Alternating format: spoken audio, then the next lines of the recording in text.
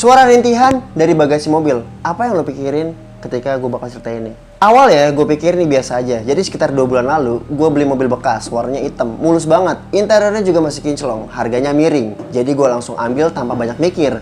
Nggak ada feeling aneh ataupun waktu pertama kali gue nyetir di mobil ini. Tapi malam pertama setelah gue parkir di garasi, gue mulai ngedengar suara aneh dari belakang mobil. Kayak suara orang rintihan, kayak bisikan minta tolong. Awalnya gue pikir itu suara dari luar, suara tetangga mungkin atau suara apalah.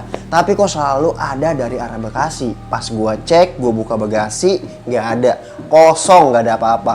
Gue mulai ngerasa aneh waktu kejadian itu makin sering. Bahkan kadang ada suara itu muncul pas mobil lagi jalan malam-malam dan gue lagi sendirian. Suara dari bagasi jelas banget, kayak ada orang yang lagi nangis, nyebut-nyebut kata minta tolong.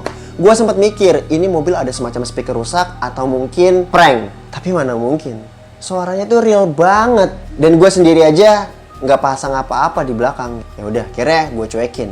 Sampai suatu malam, mobil gue mogok di jalanan yang sepi.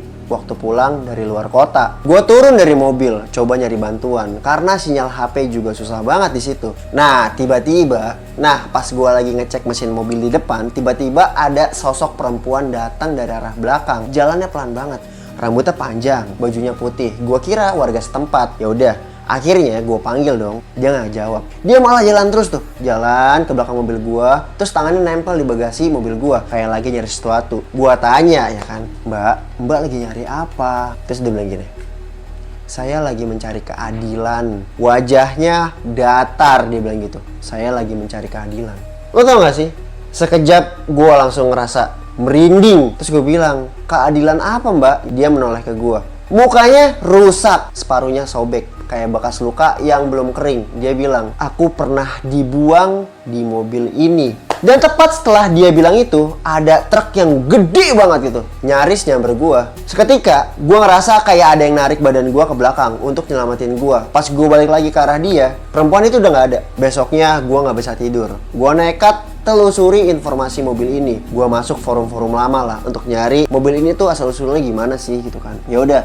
Akhirnya gue nemuin tuh beberapa berita ataupun potongan-potongan artikel. Ternyata mobil ini pernah terlibat kasus mutilasi. Usianya kurang lebih masih 20 tahunan. Ya, dia dibuang di bagasi mobil ini. Dan sampai sekarang lo tau gak sih, pelakunya belum temuin. Nah, menurut kalian pelakunya itu siapa ya? Apakah pelakunya yang ngejual mobilnya ke gua?